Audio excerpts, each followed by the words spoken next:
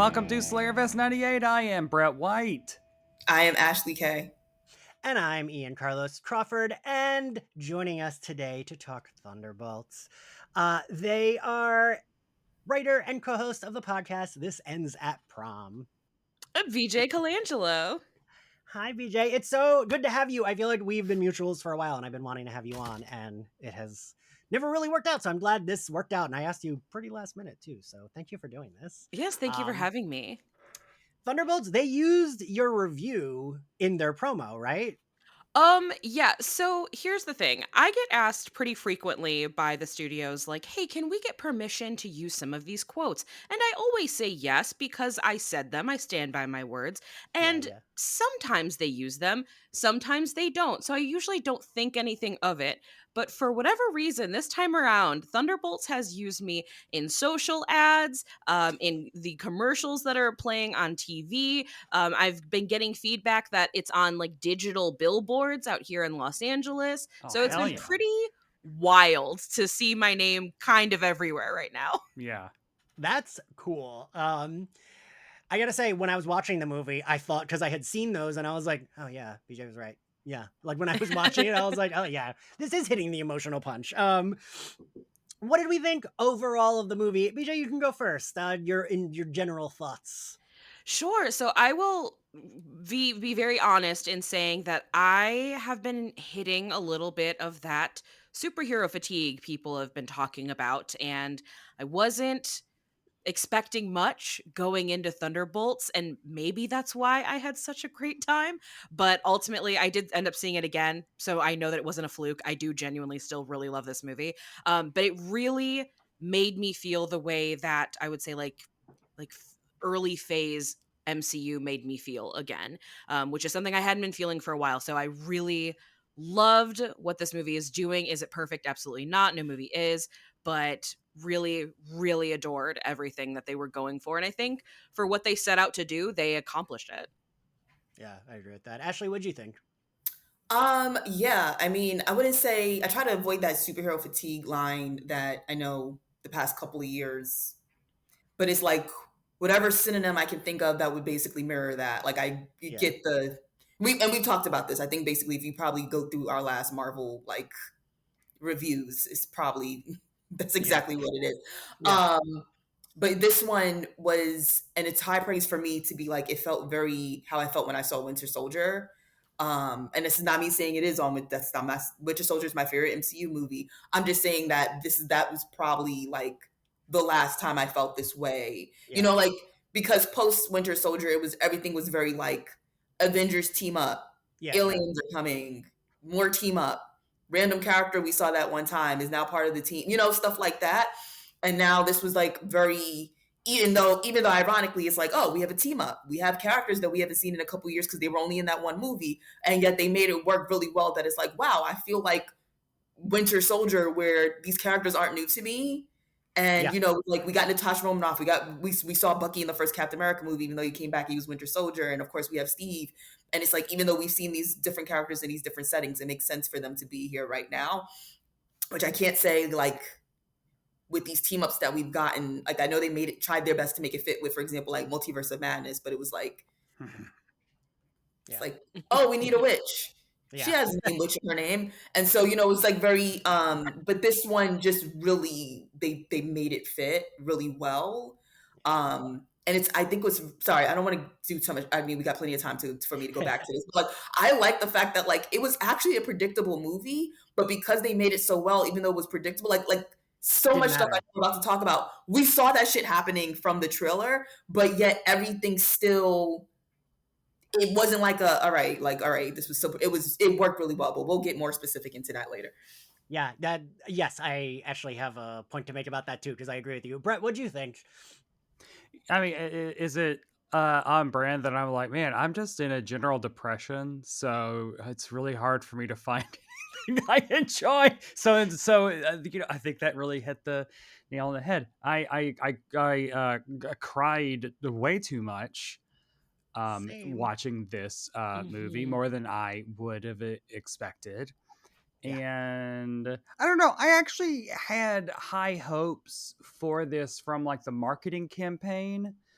I thought they did a really good job of building it up. So I was like thinking, like it feels like this is a movie that has like a very specific tone, vibe, like an actual artistic expression that isn't just like and also we didn't get all of the back for reshoots or they got to retool this character because of the war in the Middle East.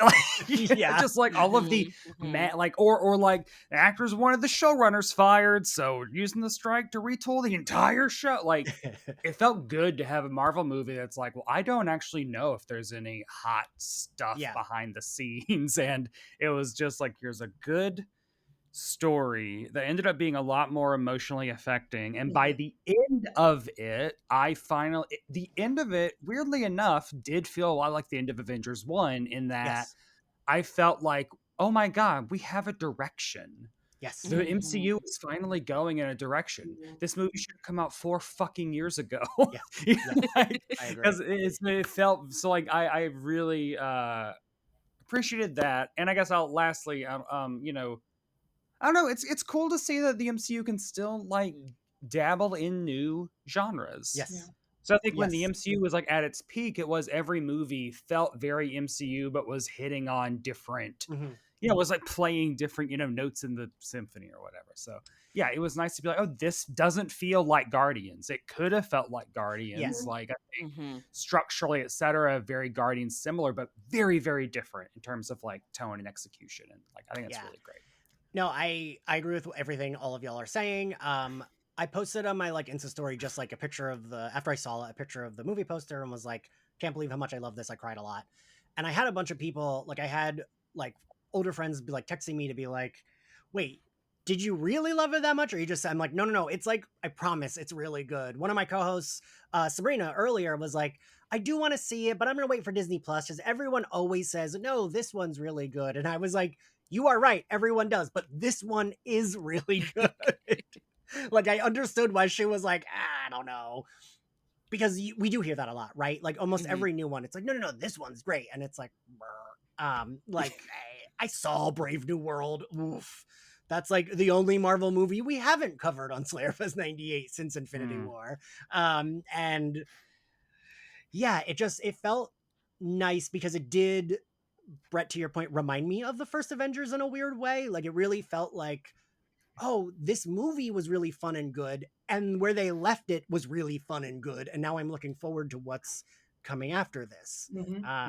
Like that was nice to feel like, because to your point, a lot of those endings haven't given us direction. They've all been, here's A-list actor playing D-list Marvel character. You'll never see them again. Like, and they just did that over and over and over and over. Like the Love and Thunder scene where we got Hercules. Like technically Hercules is MCU. Where the hell is he? Yeah. He's just running around with Thor. Like we got Harry Styles as Thanos' brother. Starfox, like oh God. Yeah. It was just, and I gotta say, I knew that I loved Florence Pugh in general, but in the MCU, I already knew this, but I guess I had like forgotten just how fucking charming she is, because like, man, I left this theater being like, God, I love her. And I was like, but I already knew that. I guess I just like wasn't expecting to still love her the way I had, and maybe even more, because we got more of Yelena. She's the main character of this movie. Yes. And she does a really great job of carrying. Like she is the perfect actor and character for this moment. Brett, you and I have talked about this a little bit. I've been surprised, especially taking in consideration Brave New World, which, said it before, my theory based on nothing is just how many reshoots they talked about and how the Red Hulk was supposed to be the main villain. Again, based on nothing, my theory is they retooled the president because they saw who might win. And they were like, this man will make our life hell if we keep the old white dude president as the bad guy. So let's try to make him sympathetic and not be the main villain. And it fucking failed miserably. And this felt like they were letting them, Yelena opens the movie talking about, and I mean, it was a little like wink when she's like, there's a void inside of me. I was like, we're gonna go back to that. But the monologue felt like present. We have a corrupt politician that's like the main villain. And she talks about being unimpeachable. Like, I was, not that this is like the pinnacle of progression. I'm just surprised that Disney let them do any of that. Because of how censored they have felt, and how, like, I think of Falcon and Winter Soldier, when like he becomes Captain America in that final episode and he's giving everyone a lecture, and they made sure it was like not white dudes who he needed to be giving the lecture to. It's like, look, it's everyone needs a lecture about getting along. And it was like, so, and I think of that, like, that's what I think of as like what they do, where they're like, we'll have something nice, but we're not gonna like, is gonna be like very watered down and sanitized. But like Daredevil had the whole thing was like a Trump analogy, like Trump metaphor. And like, I appreciate that we're like also seeing this like superhero assassin, a group of murderers who are all fucking depressed. Like, and I felt like her monologue in that opening, that I teared up just at that, because I was like, fuck, I feel this. Like, I feel this. And isn't she, I can't remember if it's right before or right after she jumps, when she's like, maybe I'm just bored. I don't know. Like, she like isn't even sure how to pinpoint what exactly is wrong. And like, I feel like a lot of us feel that way at this moment in time. I loved this. And I felt like I don't know if any of you, I'm also very emotional. Sometimes when I love something so much, it's like, as I'm watching the journey, I'm getting like emotional for almost no reason. And I found myself like that with her often in this movie. Like, just her like going to visit Red Guardian at his place, and like how depressing it is. And you can see on her face that it's depressing, and that, you know, she's just like, oh, why did I come here? And that made me emotional. Like, there wasn't really, you know, it's kind of just like, she's just like, ugh, let me go.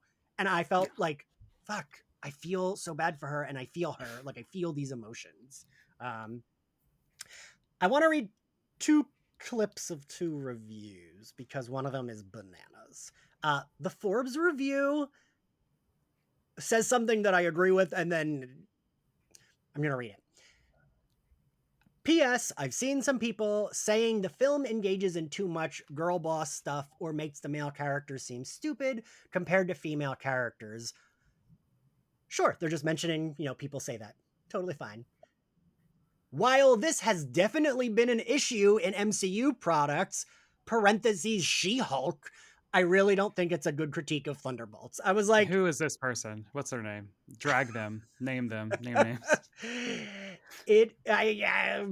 Their name is Eric Kane. You know, they might be very lovely, but I just was like, say Forbes staff writer or Forbes contributor? Ooh, let me see. Senior contributor. Oh. Okay. Fuck that. No, you're not okay. See, I know. I'm doing my best to change my ways. Let's just move on. But right, I was like, oh yeah, they're right. That is a stupid thing to say. Oh, now they're saying that there are things that, like, what? I think, you know, as a writer, you're being very disingenuous when you go out of your way to find specific comments so that you can put that, like, oh yes, I'm sure out of the millions of people who are going to see this film, someone somewhere is realizing that Florence Pugh's Yelena is basically the central character and is gonna, you know, whatever. But like, overwhelmingly, the response to this, like, has been, and also I think that it makes the most sense for her, especially since this is supposed to be some bridge between the old Avengers and the new. She has the biggest connection. She's not just someone who engaged with them a few times. She is the actual sister stepping stone of one. Versus everyone else who has this like very, very mild connection. And we're not going to count Bucky here, obviously, because Bucky is already an Avenger. But like, in terms of everyone else in these not morally gray areas, like, they really were just villains because Bucky was actually under mind control. Like, it's just like, she has the biggest connection. So anyways, I just feel like, you know, we're just in this time period. That just gives me energy of someone who realizes, oh, the response to this is overwhelmingly positive.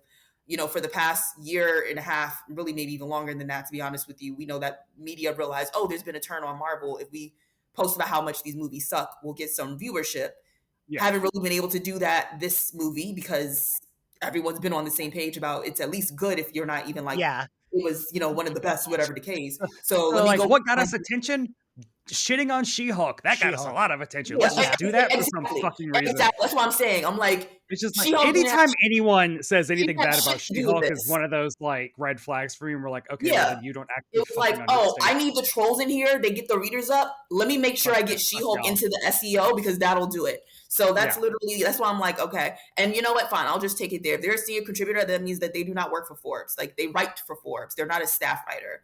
So it's literally the equivalent of having a blog, but you have a blog underneath Forbes where people actually read. And that's great. That's wonderful for you.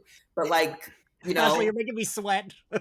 because like the addition of like the girl boss accusation, I feel like a lot of people hear words and don't know what they mean and misuse them. And the fact that he's like, oh yeah, people might say that this has girl boss energy. I just wish that you would have typed, I wanted a Bucky centered movie and it wasn't, so I didn't like it. I wanted Just be boys. honest.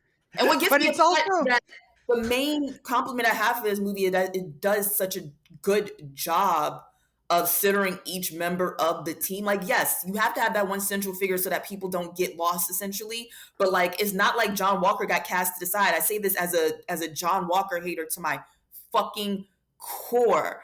Like, I mean, he's so fucking hot. I can't help it. He's like so Like, physically. He's such like I didn't want to say God, like a bad person. Like he's a terrible person, and yet this movie does such a great job of like giving him space to like be a character that is beyond just like, I hate him, he gets go home heat. It's like, I still don't like him, but I at least understand him. I understand why he and also just Jesus Christ, Kurt Russell and Goldie Hawn's genes put together. I mean, that's like some Mr. Sinister going like Scott Summers and Gene, the perfect DNA. This is going to be the first time where I'm not on the same page with the thirst. Oh my God. I'm not happy about it. I'm not happy about it, but I'm not saying he's ugly. I'm very I mean, and also David Harbour on this press tour has been the sexiest he's ever been in his fucking life. On the press tour, I was really glad in the mid credits where they finally made Red Guardian shave. So it's like, oh, maybe Red Guardian will be hot. I don't know. Yeah. But so I want to read a good quote from New York Times, which I do like. This like kind of is what I feel.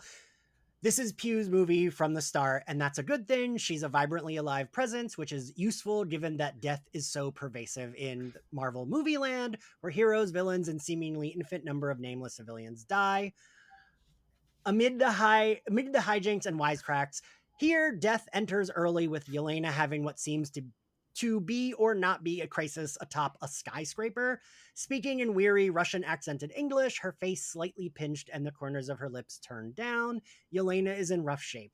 There's something wrong with me and emptiness, she says as she steps off the ledge and plunges into the void, adding, or maybe I'm just bored. I really think this is one of the best openings we've gotten in a long time. Like, best movies we've gotten in a long time, but also like that opening had me hooked because like, yes, give me a depressed hero that's around my age. Like I understand this. And she has suffered a lot of loss, but she even says at one point, I don't remember when in the movie, but she does say like, yes, losing my sister was the start of it, but also I'm just so lost. And like, I don't know. I love her. I want nothing but the best for Yelena. I really am so fascinated to know what the creation process was for this movie.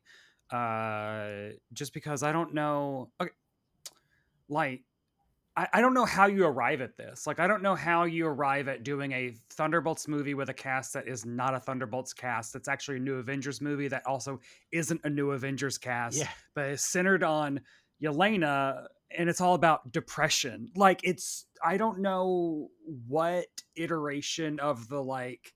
I know, like, Disney used to like be like, we have a whole lot of writers and we just toss them characters and then we pluck them like Guardians of the Galaxy, Captain Marvel. Like, I don't know how this happened, and it's so. I mean, it looks like they went through the vault of people we've seen, even if just and like who would work, yeah. And I remember like the main critique when the team came together was like, you got like a shit ton of super soldiers essentially. and Ghost. I do like they point that out at the beginning. Is like, oh, so we're all like the strength and shooting kind. Yeah. Is that what Yelena says when they're down in the silo? No one can fly. Yeah. Which is ironic because of course Sentry's just chilling there. It's like, yeah, you could basically flick us all up there and you don't even know it. But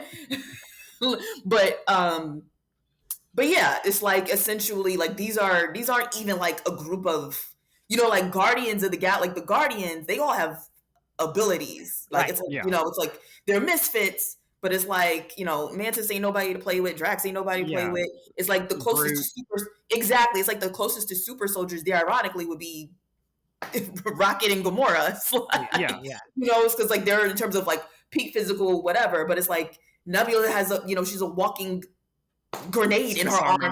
You know, it's like, damn. And then here you are, just basically a bunch of people who have like served military or some level of like U.S. defense behind the scenes. And then literally, exactly, like the only person of abilities there is Ghost, who can't even do her abilities beyond a minute. So it's like, what really here were they going to put together? Like going back to like when I was saying in the beginning in terms of things being predictable, because of their limited abilities, like we knew, I was like, they're about to beat Sentry with the power of fucking friendship, aren't they? And that's the only way, right? Yeah, it has to like be. that's literally like there's no other way unless there's some secret kill switch that they can all spend the movie trying to get to. That's it, and that's literally what they did. But they did it in a phenomenal fucking way. But like, I have to say, yeah. BJ, what were you gonna say? I have so many things to say. I guess I have so many thoughts about this movie. But this opening works so well for me because something that I think is a bummer with the predictability of so many of the Marvel movies is that I never actually feel the stakes, because I know, especially when we have like the doomsday casting, something we already are aware of. It's like, okay, so I know who's living, I know who's dying, I understand all of that. But this opening, when she's talking, the stakes go through the roof immediately for me, because I'm not even thinking about like the government or the big bad. I'm thinking about a very depressed Yelena who has a lot of guns at her disposal. Yeah. And so I'm on edge instantly. And then when the more we meet everybody in this group, all I'm thinking about is, I don't know if I can trust any of them not to take themselves out because they're so miserable. And that's a very relatable feeling.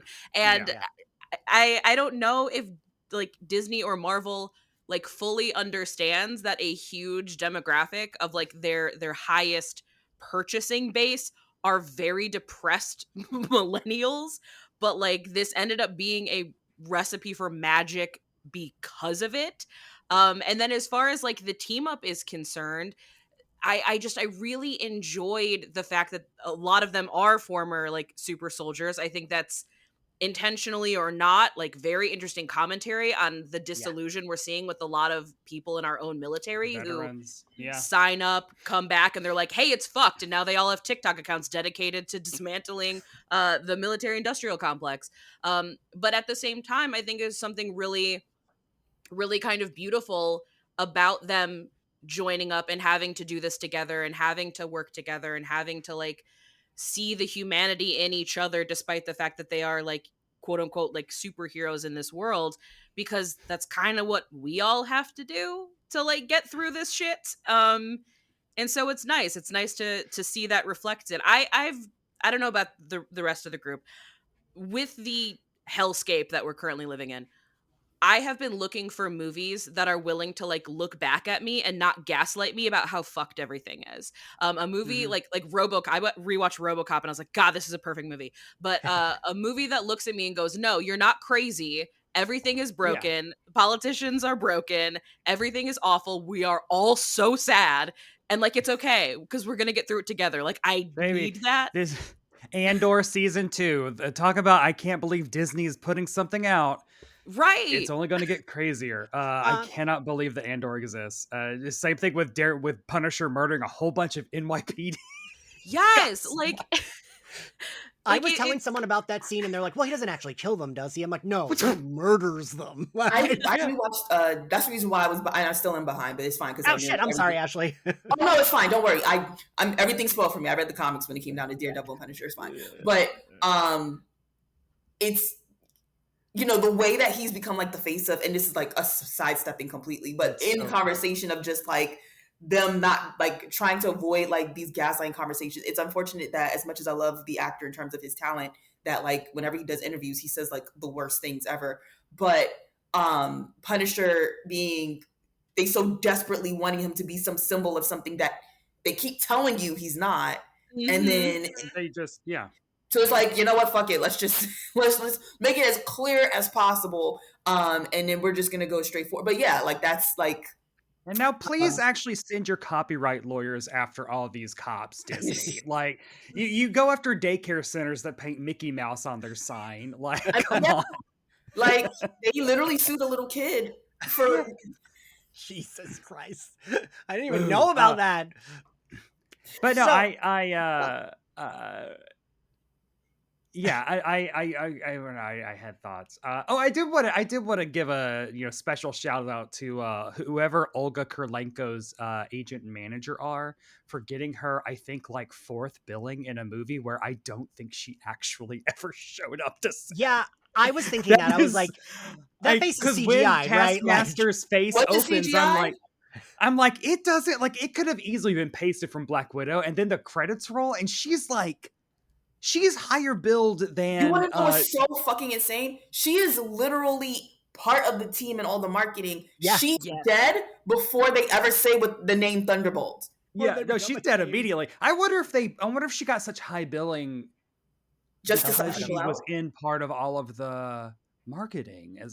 Like, I don't that know. might be part of the I was just contract, like, get that yeah. money, because I mean, also it could just be it was part of psyching us out that they had to go all the way through with it, so that, I mean, this is why I say in terms of predictability, nobody was shocked she died.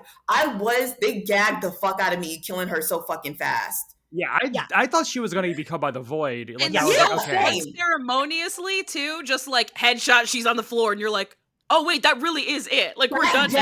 The fuck, like nothing about her dying shocked me, but I just knew that when the marketing for this movie came, I was like, all right, they're about to put, I thought they were really going Suicide route. Like the government done made something they weren't supposed to make. They don't want nobody to know it. They're going to take a bunch of the misfits that they think no one cares about to go after him, because if y'all die, who gives a fuck?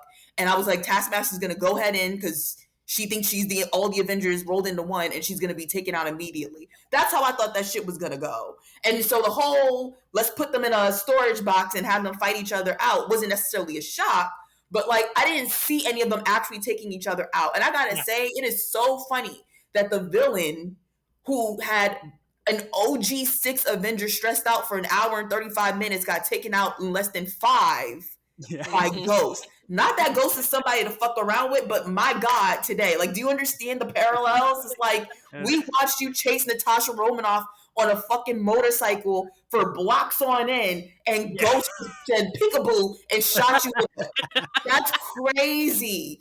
That's crazy. Like, go ahead and burn my body and don't tell nobody I was here. I'd be so fucking embarrassed. Throw me in a dumpster. Yeah, no, I gotta say, like, yeah, like you said, I wasn't surprised that she died, but I was shocked the way, like, I thought it would be like they become a team, she gets annihilated, and that's like kind of this is maybe a stupid reference. When they did this, the version of the Guardians of the Galaxy we get in the movies, when they kind of did that in the comics, I feel like, Brett, you'll know who I'm talking about. There's a character that is on the team that gets blown up like during their first mission. Deathcry. She was like a Z-list Avenger character. But she was like she was a Shi'ar like warrior, and she just also like most of that original team too. Because Captain Universe also got axed. And I think it's Warlock turns into Magnus and then kills all of them at one point. But like, I kind of like that. I like that we were, even though no one's surprised with the character, it's like, oh shit, that's how she, like, I just, and there was I was reading an interview where they were saying that like they actually added that late in the movie, but I wasn't clear on if they added that actor late in the movie. Cause I gotta say, that's, like you said, Brett, that's a pretty good job to be like, yeah, fucking maybe film my face saying one thing, and it's just like, I got my phone out, I did, did that, sent it. Okay. And if she told us she FaceTimed herself in, I wouldn't even be shocked. Like, maybe. Like, I don't know. Like, that agent is working. That's and that shit was crazy as well, because they literally gave her a throwaway line after they finally made it out the little fucking storage box. Like, oh, she had a story? Yeah. And then everybody just went about their day, just like, whoa. Like they couldn't wait. knew her. They could not wait to get rid of her. Like, I mean, don't get me wrong, I get it. You know, everybody wants the Taskmaster from the comics. Okay, but like, goddamn, can you at least make it look like she could have put in a fight? Fuck. And now we hopefully have space for a Tony Masters. Yes. I do like the comic version of Taskmaster, so I wouldn't moan. But like, I was just and the fights were really good. And I meant to say this earlier. I said this to another friend who had texted me because she was like, you know, same thing where it's like, I've been kind of meh about Marvel, but like, is it really that good? And I was like, the character work is like truly impressive, especially for what we've gotten recently. And the plot is almost besides the point, but I don't mean that negatively, right? Like, it's like you get the cool, fun action too, and it is good, but it's like the important part is like the characters. And like, that like the moment they show up and they're having to like begrudgingly work together, and then we see Ghost and Yelena kind of being like this fucking dope about like John Walker, and them kind of bonding over like that. And then slowly when like John Walker thinks they left him, but then no, she comes back and like she's like, where were you? And she's like, I think we did such a good job building this team into a team that likes each other, that are not, you know, we've said this about the Avengers on this podcast before, like sometimes it is just like coworkers, right? Yeah. And I felt like this did a good job of like, at first they're coworkers, but then by the end it is like, no, they're a little family unit. Like, I mean, I only give that to them because I know, I mean, you know what, I will talk about that. I'm very much, the ending in terms of Bucky being, I feel like it would have made sense for him to be more so torn between the two teams. I would agree with that, yes. Like, you've known these people for 5 minutes. What do you mean you're arguing with Sam Wilson over him? But anyways. 14 months. You know, I do like that. We actually did spend a long time in that silo. Yes. Which I think was very like, which I think kind of like the first real villain that they have to team up and fight is getting out of a building. And it's like, that is kind of very, you know, you think about any other Avengers movie, it's like, well, they would be out of there in 2 minutes. But it's like, no, in our movie, that silo almost defeated us. Yeah. Them, when they have to like, I don't even know what the hell you call it, when they have to go up the like long fucking elevator shaft, and they're like, I was so like charmed by it. And it's like they're bickering because of course this sucks. And like, I really liked the visual, how stupid it kind of was, but it's still like they played it straight and it worked. Everything in that, it's like, I feel like the movie is like the two halves of like that, and then like the Century Void in the city attack. The only critique I have seen is that people say they feel the first part was stronger than the second. I would maybe agree with that, but I for me, it doesn't bother me. I just like them coming together, but I don't think it made it any less. That's also kind of how movies work and storytelling works in general, is, you know, you're going to like some parts also, of it. I don't know if you can really watch it. Like, that world building was very central to Bob, and us understanding Bob being separate from, I don't even want to say Century, let's say the Void here. And so it's like, I don't know how much world building they wanted around the Void specifically, because as a person versus an entity, like, we don't need to do a deep dive into, you know, it's like because of the connection of who we see Bob is, we already knew it was going to be easy for Val to manipulate him because he just wants acceptance. That's why he's in this situation in the first place.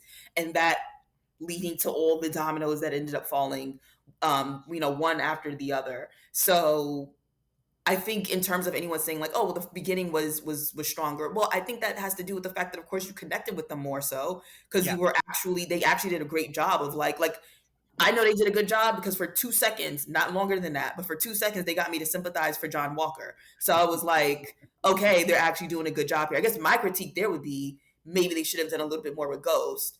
I that was my only real big critique of the movie, is like, I would have liked to have seen what is Ghost's depression hell. Yeah.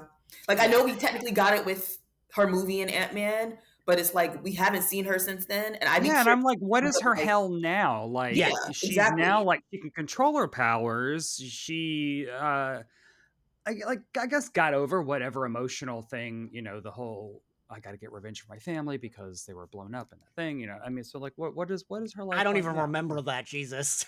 Yeah. No, it's just because I wrote like a guide of like who are these people. It's like, oh yeah, she's Egghead's she's Egghead's daughter in this. Okay, and also if we're going to talk about Ghost, I just want to give a shout out to Ghost from the Marvel Comics, who is a grade A pervert and a fucking freaky weirdo. who of all these characters is actually the most longest serving Thunderbolts member. And I really like that character of the comics because he canonically stinks because he never takes off his costume, and he's also like an anti-capitalist like hacker weirdo. Of And I course, just the anti-capitalist is and it's the weirdo. That's great. yeah, like his main villain is Iron Man, and he's always hacking him, but like, and then he's just like a freak, and I loved him, and so you know then we have this Ghost, I like this Ghost fine. I do more about her. I do like her, but I would say of the team, she would be the weakest link for me. Just because I wanted a little bit more from her. But a thing I did like is that, like, I mean, she was a sympathetic villain, but she was the villain of that movie, right? Like, she was the main whatever. Yeah, she was a very good, like, you understand exactly. And she also isn't out to like destroy the world or anything. She's just like, I would kind of like to not disincorporate, please. Yeah, like... kind of sure, that's understandable. But I think I still liked her, but yeah, for me, what do you think, BJ? What would you say? Would you say she was I think it's really just because we don't get to see what her current hell is. We don't have that immediate sympathetic through line with her the way we do with the other characters. Because again, like when we get the reveal that like John Walker's family is gone, it's like, it does suck, buddy. Like, you're a bad person, but that does suck. So we don't really get the, also, hey, that good on sucked. That wife. Good for that wife. Yes, leave his ass. My God. Smart choice. But because we don't get that, I think it's then harder to connect with her, because what's so interesting is I've also heard all of the critiques of, the first half of the movie is, so much better than the second half.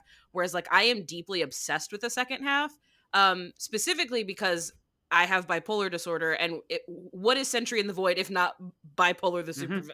Like, yeah. So I like am very invested in that second half because I was like, this is what I'm afraid of for myself, and I'm watching it play out right now. Well, that's like, so like we were talking about, this is a shooty, stabby, spy-y kind of team. How the fuck are they going to fight? And we got that really awesome fight scene in the Watchtower of just him just eradicating all of them. So the fact that like Ashley said, like, well, of course they're going to be saved with the power of friendship.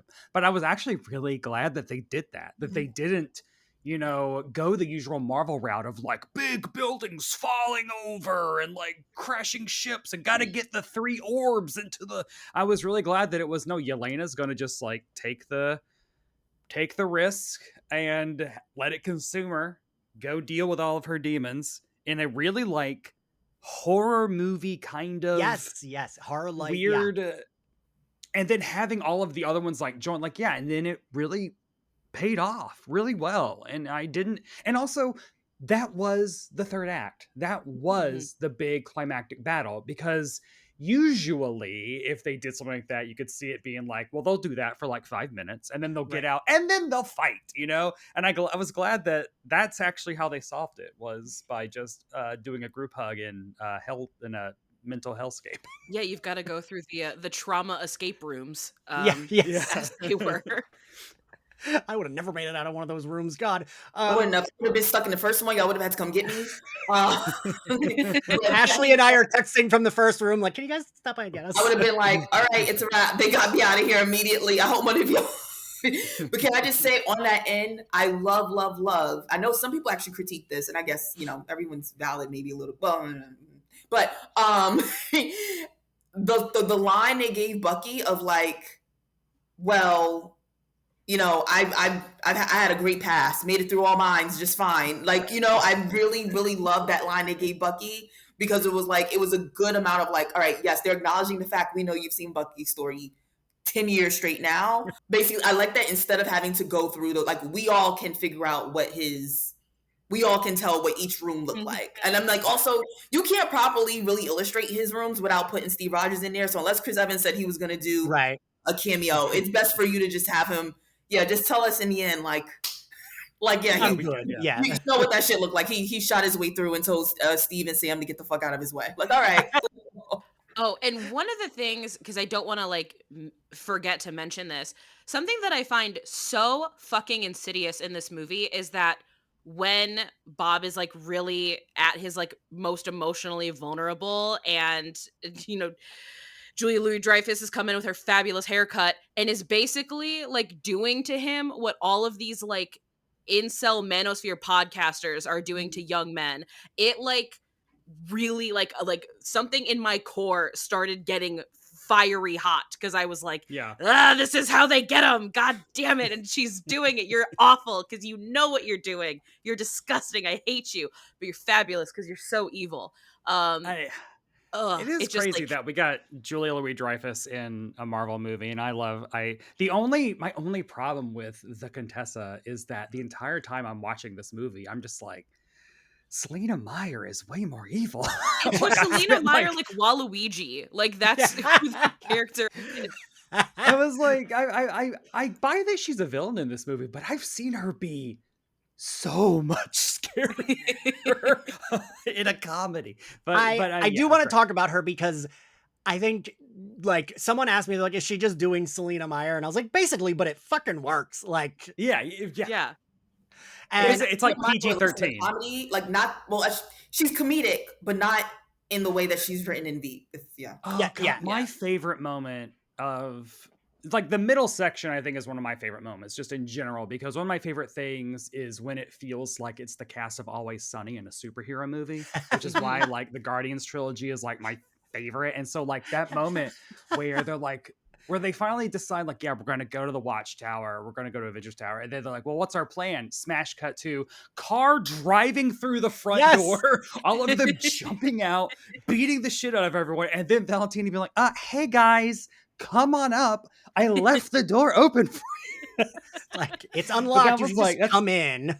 My favorite vibe. And also, I mean, to talk about the Red Guardian rescue in the limousine and that whole chase sequence in the desert or wherever they were.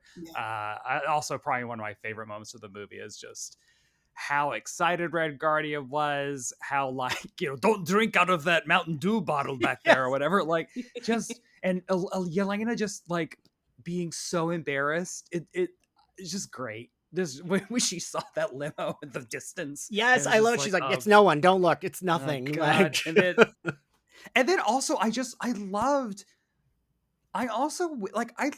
the reverence that this movie has for Bucky. Like that when he shows up, like all these people who we have seen being bad-ish asses, they are all like, yay!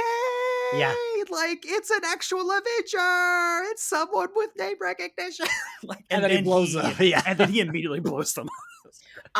That was literally when you were like, I know he's gonna get to it, but like, yeah, it was very Winter Soldier-y. And I love that because it's this team movie, and even though Bucky has the most name recognition in the film, instead of doing this like, we're gonna put all this, let's put as much on him as possible, because we know that the fans want it. Instead, let's give him this scene where it's very classic Bucky. It's very classic, like, let's remind you, like, this is not just a super soldier, but like this is, with Steve not here, the super soldier anyways. And and then that all culminating to, but also don't let, like, Bucky's not about to be buddy to them until he gets that like phone call, but like very classic. I know he hates being called Winter Soldier, but it was very much, I'm sorry, it was very much Winter Soldier. He got the wavy hair back. He said no buzz cut. All right? You understand me? Like, somebody is washing that hair, and we know it's not him. So, but anyway. I love that he comes through like on the bike with the glasses, with the gun, and he's like, he looks like the Terminator. Like, yes. It's so good. And I do love that on the poster, Bucky and Yelena have the same haircut. So very funny. And Ghost, honestly, because her hair's pulled back so you can only see the part in the front. It's like they all copy paste.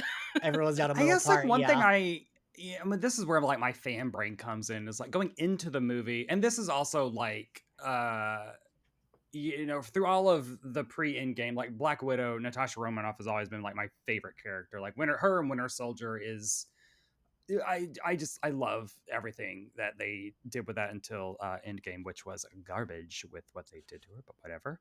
But I really, and this is speaking as like someone, a real big Natasha Romanoff super fan for the past 13, 14 years or whatever. I saw so much of Black Widow in Florence Pugh. And it was weird to see, and she is Black Widow. Like, so it was, but it was just like weird to see, like, they didn't recast Natasha. They have someone who's there who is her sister who went through the same things that she did.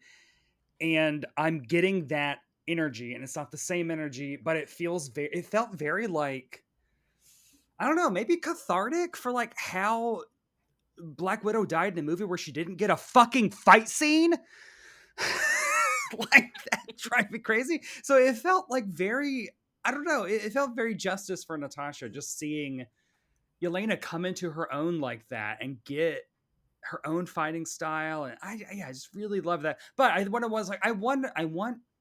her and Bucky, like, what do they have to say about Natasha? Because that is a interesting connector point where, like, Winter Soldier like fought Black Widow, stabbed her, guess bikini season's out or whatever. I don't know. I was kind of wanting a little bit more like, hey, that guy? Like, yeah, like connecty kind of stuff, but just fan service. I don't know. Yeah, it is the fan brain, but that's okay. That Bucky scene made me so happy because I just love them like cheering, and then I really felt bad for him when he blew up his limo. I was like, oh, Red Guardian, that's his income. Like, yeah, what are you doing? And I'm always gonna pop for a pony needle drop every time. It's like I activate like a sleeper agent. It's a problem. Magic also Mike the exact same joke in what Thor Ragnarok, when they steal the Grandmaster's ship and they like push the button. It's just like orgy cannons, music. great. Always get a laugh out of me. I want to talk about Sentry because, I mean, the movie clearly has a lot to say about mental health, or has characters that are going through like depression and all that. I thought this guy, I keep wanting to say Bill Pullman, Philip Pullman, Lewis Pullman, Lewis Pullman, Jesus, is really good at the like, oh, I'm just a little guy. And then like, well, wait, I'm like all super powerful and I can just destroy everyone. But Brett, you talked about this a little bit, the fight scene. I was really glad the way that fight scene went because we got to know Bob, so we understood that this was still Bob, right? Like, he was under Contessa's control, but he wasn't like, there wasn't a mind control. It was kind of like, he wasn't going to kill them. Because otherwise, he could have killed them all, right? Like, he could have annihilated everyone on that team, just like a flick and they're out. I kept worrying that someone was going to go out that window and die. I was like, my money was on Red Guardian because I was like, that'll be an emotional beat if he dies, and I don't want that to happen to Yelena. So I think he does get thrown against the wall, and I was like, oh, is anyone out the window? And I was like actually nervous that would happen, because also David Harbour is not an expendable actor, but it feels like the character of Red Guardian is a character that like they would be like, yeah, we can kill that character. Yeah, and like he's done like 2 good movies, like solid work, and he'd be like, awesome. Yeah, but no, and I thought he's got a fucking Disney. There's a man walking around Disneyland right now in a Red Guardian suit. So, and like I thought they did a good job of like making sure we knew it was still him. Like he's still like doesn't want to kill these people, right? Like he went through it with them. He hasn't had friends in a while. He was declared dead for a really long time. I really appreciated that, because I just kept thinking going into that, but like, what can they do with this guy? Like, even when they were fighting him, and I was like, I don't know, even if they all pile on, it doesn't feel like they're gonna do much because he is so powerful. But I even found myself, and again, I know but like Val is for me, Julia Louis-Dreyfus is such a delight on screen that when he gripped her up, I was like, oh, are we going to kill her? Like, I know she's evil, but I like having her around. I expected her to be killed, and I'm so glad she isn't, and I really love the way that she weaseled her way. Like, that's great.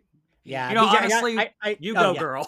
yeah, BJ, I She's gotta know the your girl thoughts on her boss. Oh yeah, so I loved that they included his line of like, "I don't have to kill them; they're not a threat to me." Because I was like, that justifies everything from all the people that would have been like, "He would have ripped him in two," and it's like, right. well, because he didn't feel the need to.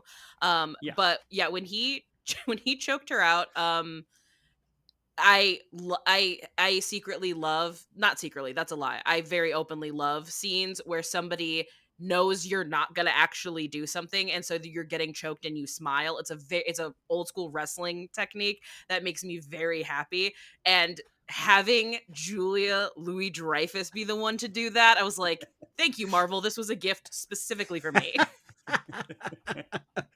And I only recently I remembered hearing this, but I forgot that AO was going to play the assistant role. Yeah. Yes. And until I was looking through reviews before doing this, I had no clue that character is Songbird in the comics. Like, no clue. Wait, no, she's not. Wait, is Um, that That's Melissa Gold? Yeah, well, they don't call her Melissa; they call her Mel. But Oh, I believe the director has confirmed though that yeah, it's supposed to be Songbird. yeah. But yeah, so damn it! Then give us that fucking movie. I feel a lot better knowing you also didn't get that, Brett, because you are like the biggest comic nerd I've ever met, and like I'm always like, oh, she's my wearing a knowledge. Songbird necklace in the scene. I mean, I know it's still bullshit because it's still very like.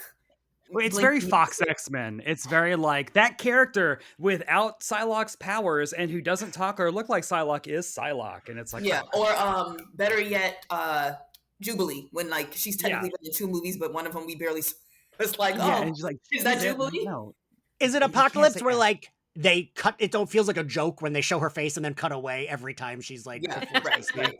Great, yeah. So that's what, yeah. But like, no, and I really I loved that character, and I I did loved too. like what a big role she had for just Yeah. being, an assistant. She was like the external.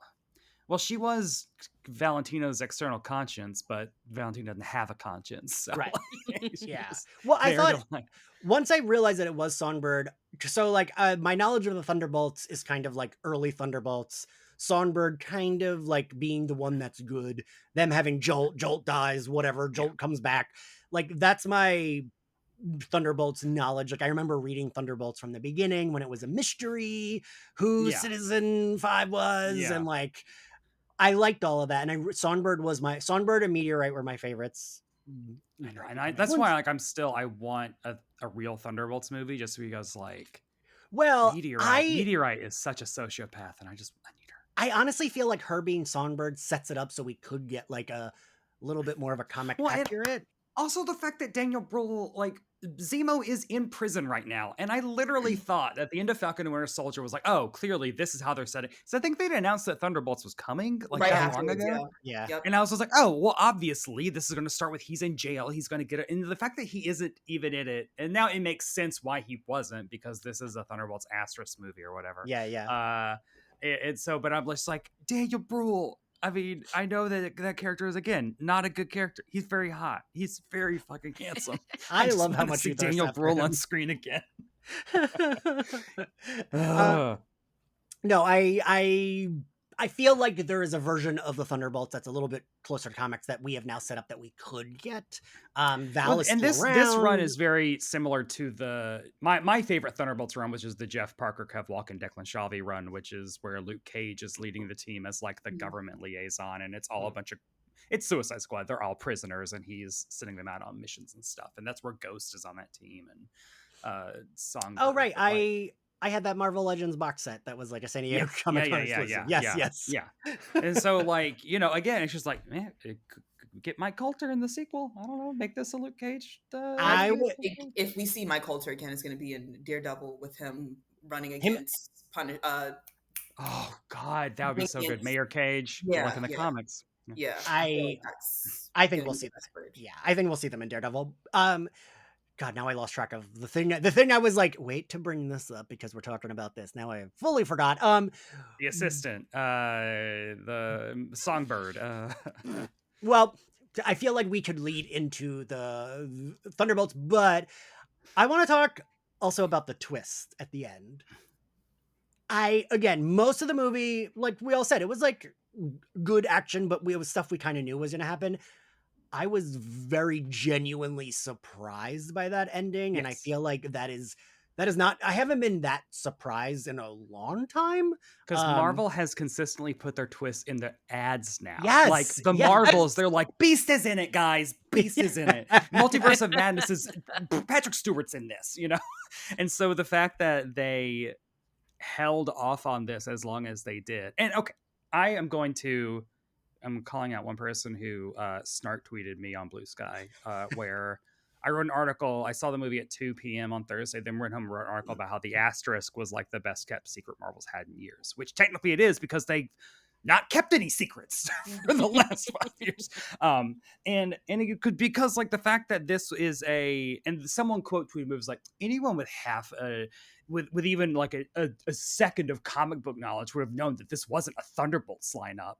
And so then I replied to them, linking them to my guide to the Thunderbolts, which is like, here's 3,000 words about how I talk about how this isn't a Thunderbolts lineup. But then also I'm like, this ain't a new Avengers lineup either. It's not. It's not a new Avengers lineup. How do you see fucking Ghost and you're like, new Avengers. U.S. Agent, not a new Avenger. Yeah. Bucky, a new Avenger as Captain America. Yelena, not a new Avenger. Sentry, yes. But also, one character does not a new Avengers lineup make. So I was like, you were also wrong. Well, also, even the OG 6 lineup of Avengers, like, yeah, they were, but like, that's not the yeah. How did we get here? I mean, but so I'm just saying, like, if we're gonna go that route, it's like, I mean, it was still probable just because like they've been bending rules around these you know teams based off of who they have access to for years.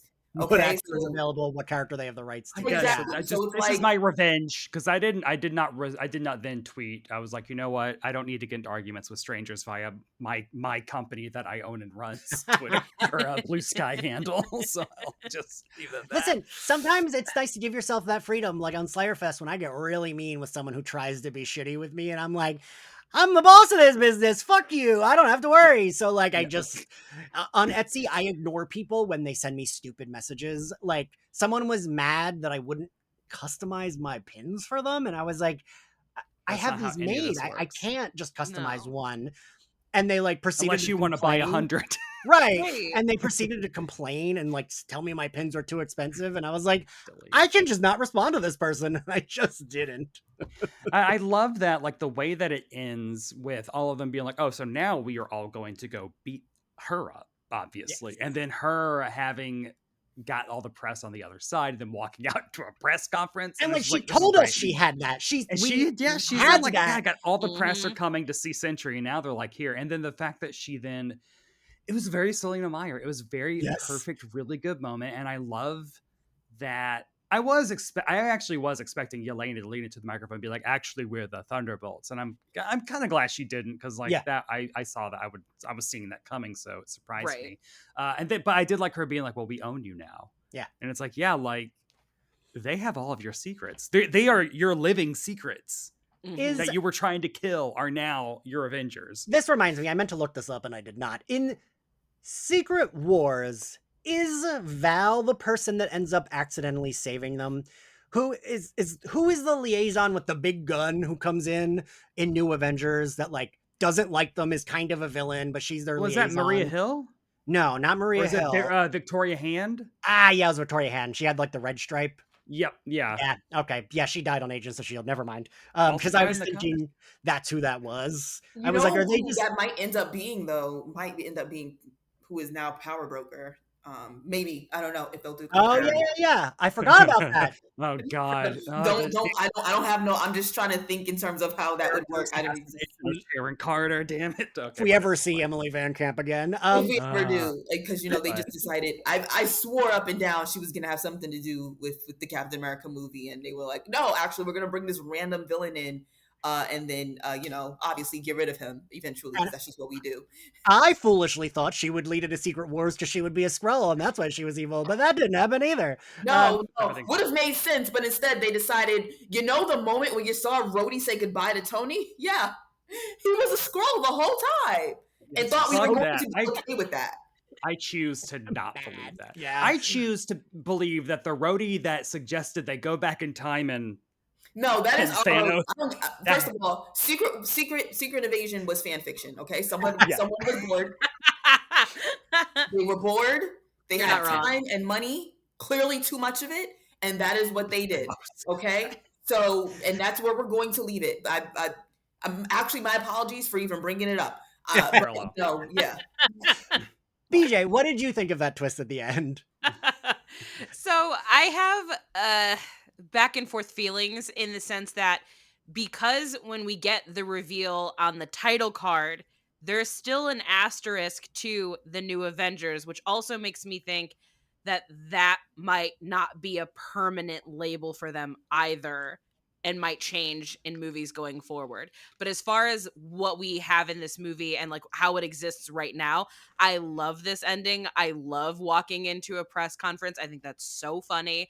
But I especially love them being able to say that they're in the power position, because that's what they need, because they're not, you know, with the exception of Bob, like these unnaturally powerful people. Like they could be taken out with a drone, but they have secrets, and that is more powerful than anything when you're dealing with the world of politics. And now they're like boosted to huge celebrity status because the Avengers. So it's like you can't kill the people on the Wheaties boxes. No, Or you have to be, you got to really plan it out. It's a lot of work. I want to talk about the post-credits scene. I read that it was like the longest one we've ever done. I don't know if that's true. It felt very satisfyingly long. Yeah. I again, so it starts 14 months later, and to our whole, this is a shooty stabby team, and I'm like, what 14 months of Avengers missions have these 5 been running without Bob? I'm like, because you should put them up against Ultron. They did. Loki, they did. I mean, I don't know. I would love to see, do they turn down missions? Or are they like, actually, we can't. Like, we just need something we can punch and shoot, please. Yeah, I don't know. Call Thor. Like, but I liked it. I liked that it did a really good job of setting up. And I know people, like, that's a critique that we sometimes have where it's like, oh, but they're just showing leading into the next one. But we had a complete movie. We had a complete story. And then we've had what felt like a complete short film of a post-credit scene where it's like, we're checking in with everybody, seeing where they are, seeing their updated costumes. Hated John Walker's stupid beret, but I felt like it was a callback to when Yelena was like, your hat? And he's like, well, it's a helmet. She's like, you like your hat? Mm-hmm. Okay. I hope we just see him with new hats constantly. Like just trying something out every couple of months. Also, as long as the stupider it looks, the better it is. Because he should look like he should have dignity, but have no dignity. Like, I felt just like humiliated. The thing that's weird is before we got the Fantastic Four, I saw the movie with 2 former coworkers. We were like, whispering during the credits because it's just the credits. I happened to look up at the screen when they're saying songs. What, and I saw Fantastic Four theme by blah blah blah, and I was like, wait a minute, what? Like, that's got to be the credits scene then, and it was. Yep. Yeah. Mm-hmm. I did. Yeah, I saw someone on Twitter who was like, the credits got spoiled, the post credit for them, and so as soon as the credits started rolling, I was looking at my phone like, all right, I don't know how that happens, but let me look at my phone now and wait until the post credit scene comes up. It's so funny. We were talking, and I just happened to look up, and I was like, I think I just saw a credit that spoils the post credit scene. We're gonna see in a second, and then it did. But like, also it's fine because it's like 2 seconds later. But I also got a kick out of David Harbour's outfit. Red Guardian's like new with all the sponsors reminded me of Human Torch in the like original Fantastic Four movies with Chris Evans, because he does that. I can't remember if it's 1 or 2 where he like has all the sponsor names on his uniform, and then we got the intro of the Fantastic Four. We are New Avengers with Z. Yeah, I did like that. What do we think of the Fantastic Four thing? I was it's just a ship. I don't care. I knew that it was going to be that, but I still enjoyed the scene. I don't know. Brett, I like that it it gave me a little bit more understanding of the context within which Fantastic Four First Steps is going to exist in, which I really appreciated. Because I mean, obviously, it takes place in a 1960s past alternate reality, etc. But the fact that now we know that they're coming in, it's definitely Galactus is coming for us, right? Like, Yes, I think Galactus that's is hungry. absolutely, So yeah, I appreciated that. Also, I just appreciated the forward momentum that we were looking forward at something that we actually know is going to happen instead of just like, here's Charlize Theron, here's Monica, here's a Maria Rambeau in a bomb ass binary costume that we're never going to see again. BJ, what do you think? Yeah, I was like honestly a little fearful that I was gonna see too much, and the fact that it was just a ship, I was like, I think that's the perfect balance. And then I also made a joke that I think I'm flying a little too close to the sun with the bit and how excited I am about this. I'm so excited for like 1960s Fantastic Four to end up in like our timeline because I really love the Brady Bunch movie. And so I'm like, sorry. Yes. I'm like, if I get like even a scene or two of that sort of like disconnect of timeline, I will be so happy. Because it's not just that they're in a different dimension; they're also 50 years in the future. Yes, It's like, wait, like Reed Richards is like, that's what y'all's video phones look like. Okay, right, it's 70 years. Yeah, because we're old. God, yeah. Hopefully RuPaul is also a Franklin Richards guidance counselor, because I would love that. God, love, please, if just only more. God, yeah, and I also really loved the like Yelena kind of teeing that up would be like, and also there's something going on in space. Like, can you deal us? Like, can we go to space? Like, what's going on? Like, I also like the fact that it also in terms of thematic with the movie, the post-credit scene is actually an integral part of the film's storytelling, because we're seeing like the beauty of like Yelena has a team. Like Yelena is feeling what Natasha was feeling at the beginning of Civil War. Yeah. Like when she was like, I found my team, I love all these people, and now these fucking idiots are trying to tear it all apart with a registration. God damn it, Yeah. So I love that we see Yelena like is in her own. She is the leader of this team. Like it is like college shot. Like I was really, really healthy, and I really like love that for her. And also this, so I'm thinking of Shang-Chi was one of my other favorites post Endgame. Yeah, that post-credit scene was cool at the time, but it like was like nondescript. Carol Danvers and Bruce Banner being like, yeah, something's happening, bye. And like we haven't heard from him or seen, and like this made sense.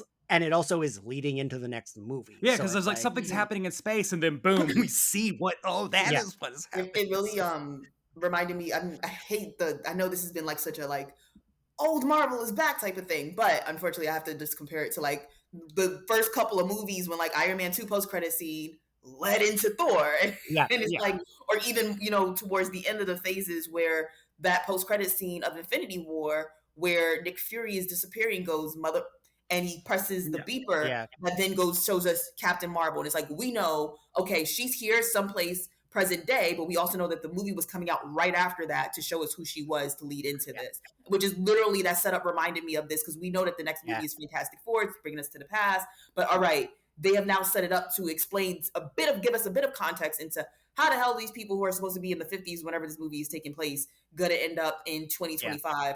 Actually, I think present day is like 2028 or something now. I forget, right? Also, that also was the timeline of it all. Of like, Yelena kept telling Red Guardian, "You haven't talked to me for a year," and so I'm thinking, wait, does that mean that this is taking place 1 year after the Endgame or what? Ending, and then there's a 14-month time? Part of me is just like, guys, Marvel, can we just get concurrent again? Yeah, like you don't now always have to stay 5 years ahead of us. Like, remember when they used to do like Battle of New York 2014. Like, can you give me something like that so I know where we're at? But for a long time, it was like, well, the movies are basically taking place at the pace that they're releasing. And that was kind of how we existed for like a decade. And now it's just everything is taking place at all the same times, all over the place. But this felt really great in that, like, all right, this actually feels concurrent. Like, these people have really nothing to do with Fantastic Four. And yet you've done a great job in a 1 minute and 30-second scene of explaining how this is semi-connected. When I say connected, I don't mean you got to have somebody's sister, cousin in the, in the movie. Like, please just explain to me I am no longer lost. It took that, Mhm.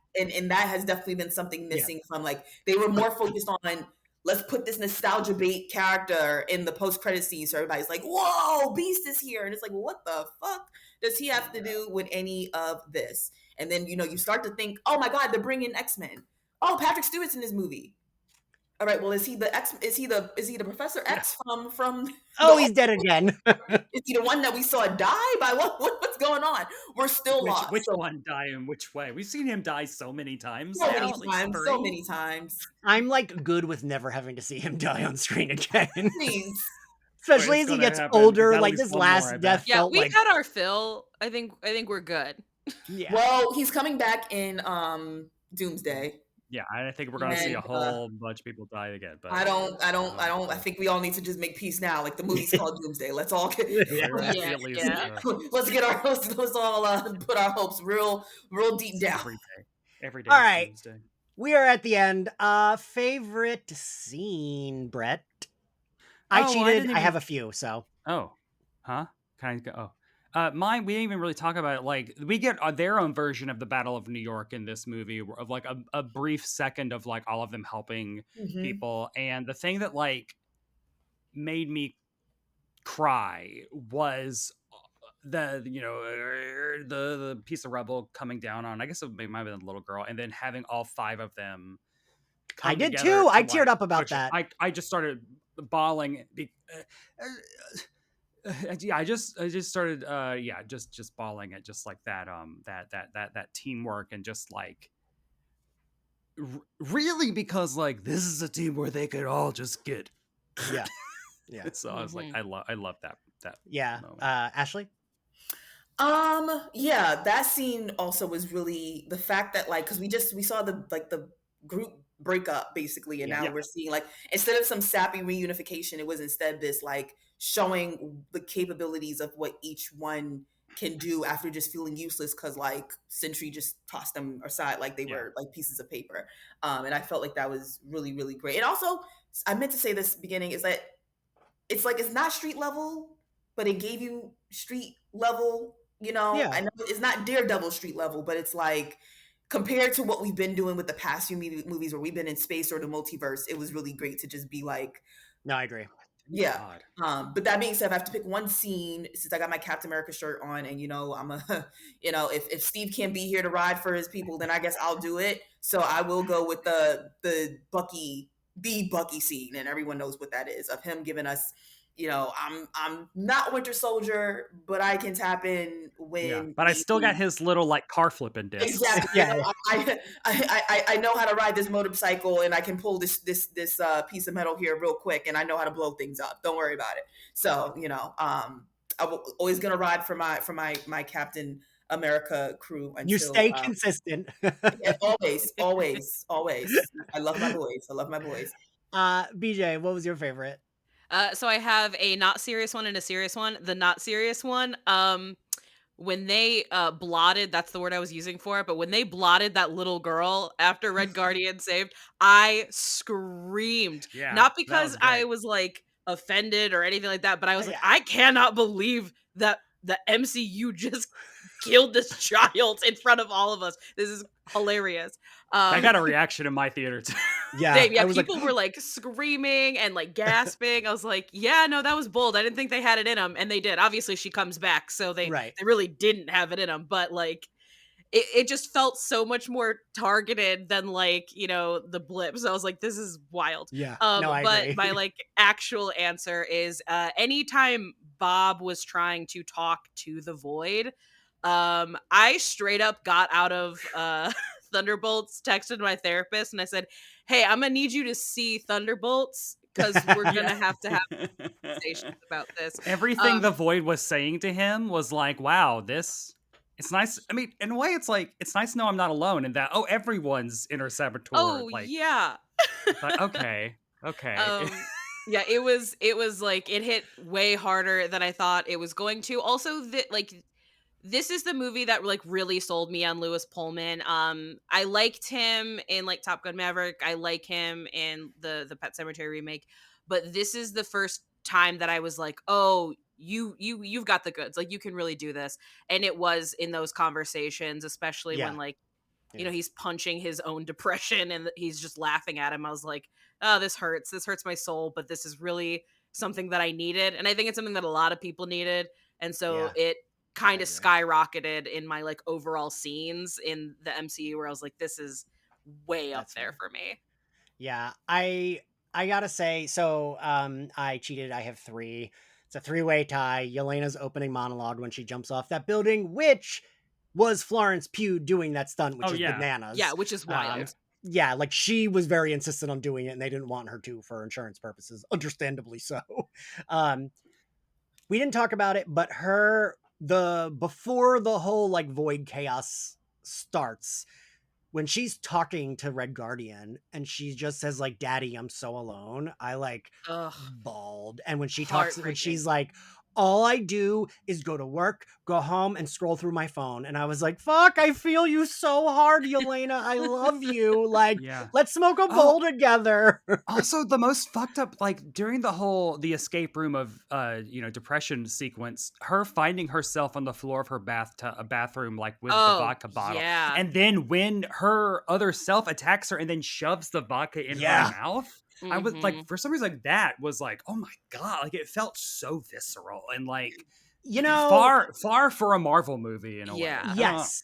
Again, like I was saying earlier, like not the pinnacle of progression, but still surprising for a Marvel movie. And BJ, I know you're a horror girly like me. I do feel like they leaned into like horror, right? Like it was like horror light. For sure. They definitely, especially the imagery, like a lot of this is very, very dark. And like on a minor note, but it was still enough to kind of fuck me up. The fact that they brought back Violet McGraw to play young Yelena, so like the actress who plays the young version of her in the other movie, who has since aged a couple years. The fact that it's the same kid, like did something in my brain where it really did feel like, oh, I'm genuinely watching the progression of Yelena's childhood and how much worse things are going to get for her. And of course, you know, she's a little baby scream queen in her own right, but yeah, it like did something to my brain. I was like, oh, I'm uncomfortable. I even really liked the imagery when she's in her room and the woods are a wall. Like clearly that's like, well, like just paint a wall, but I liked that imagery because it's like she's running and she just hits the wall because like, right. Also that's sometimes how depression feels when you're just like, I just can't get past this wall. And I liked the set being built like that. Anyway, my other third favorite, which I have, again, I cheated, I have 3, is them defeating the void with the power of friendship. And saying it out loud sounds so stupid, but it fucking worked for me. And I was like, they're friends. They all love each other. They have each other. And I'm always going to love an emotional beat. What grade do we give this movie, Brett? I mean, I will say B plus, just because I do, I have my A Marvel movies, and I think this is very much a B plus, just because I still did like, I wish we'd seen more of Ghost. I would have liked to have seen like what does Red Guardian's hell look like, because give me a little more pathos with him would have been nice, but overall, like, I mean, that's fucking a B plus in this day and age with Marvel is really fucking good. Fair. BJ? Yeah, this is an A tier for me, and it's one of those things where I'm gonna have to revisit it and do like another like massive rewatch, because I'm sure part of that is how lackluster these movies have felt for me for a while. But I also don't know if I'm ever going to think about a Marvel movie on this level the way that I have been with this one. I just truly don't think that's gonna happen. And so it I know in my heart of hearts it's gonna be an A for me probably forever. I wish I had been able to rewatch it before this recording. I'm seeing it again on Wednesday, and I'm like genuinely excited to see it again. Which I don't think I've seen a Marvel movie twice in theater since Endgame. I saw that movie 4 times in theaters, which is baby, I saw the first Avengers like a dozen times or something like crazy. Ashley, what grade do you give this? A minus for a Marvel film, like B plus for like if we're just talking film in general, if that makes sense. Maybe I'm like totally. And this might also just go in with the conversation of like, look, Marvel's been having some misses. I'm actually very nervous right now with the fact that like we have Ironheart coming out in this and they've done no promo. You know, so it's like I'm very, very nervous and I'm scared, but you know, but anyways, side note is just that I say that to say that because Marvel has been having misses, I'm giving it like this A- in terms of like I can't ever give it in confidence a full blown A plus because like I know what my A+ Marvel movies are. But like y'all been having some misses, and if we can keep this going on, like yeah, this is it for real. But just movies in general, it is definitely B+ film. I always think back to the days of when we used to like actually scroll through TV before streaming, and you see that something is on TV. You're like, oh shit, it just started too. Let me stop. Like this is one of those films like Winter Soldier back in the day when they used to play it like 20 times on FX, where I would definitely stop everything. Like, all right, cool, yes, we found something. And so I think I'm the same as you, Ashley. I think I do A- because it's not like my favorite, but it's definitely up there. Like it's like you said, if it was like on TV, I would watch it. I think when it goes up on Disney Plus, this will be, and there aren't a lot of Marvel movies I do this with, but it's one of the ones that I probably would put on like as I'm like editing podcast shit, as I'm like doing some writing, just as like background that I can blip in and out of. And I mean that in a good way. Like it's enjoyable on many levels in that sense. And BJ, to your point of, I know you were like kind of joking, but kind of not. Like, I want my therapist to watch this movie. I forgot to mention this, and I meant to mention this at the top. So I know a lot of people say this about horror movies, that they leave and they feel like a weight was lifted off of them. Like they like got out their stress and anxiety. I don't often feel that way at all. Because I run on anxiety, so my shoulders are always like this. The Exorcist, when I saw it for the whatever anniversary that would have been, oh god, I don't even want to think of what number when they re-released it. I realized that happened with that movie, and that was like one of the first times I was like very like cognizant of, oh, that's that feeling people talk about where like they feel lighter. I this sounds corny, it sounds stupid, it's a Marvel movie. I felt that way leaving this movie. I like genuinely felt like I joke a lot about it, but like Yelena, her depression felt so real. Florence Pugh is so good. She's a really well-written character. This is not like a like parody of depression.